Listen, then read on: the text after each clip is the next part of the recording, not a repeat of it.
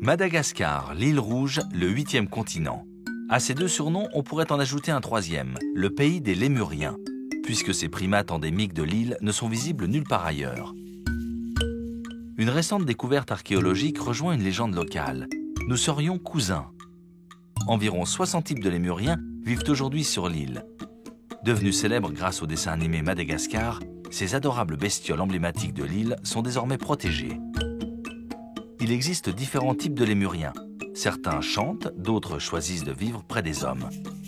Voilà qui alimente les légendes et les tabous sur nos cousins à poil doux.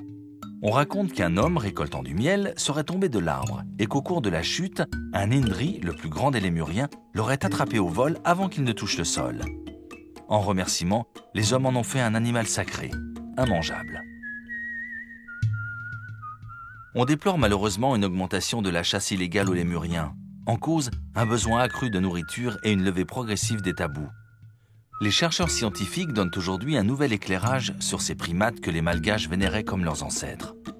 En 1983, un laboratoire allemand étudie un fossile de lémurien de 47 millions d'années, le plus complet jamais trouvé. On note la présence d'un pouce opposable ainsi que celle d'un petit os situé au-dessus du pied, acteur essentiel de la bipédie.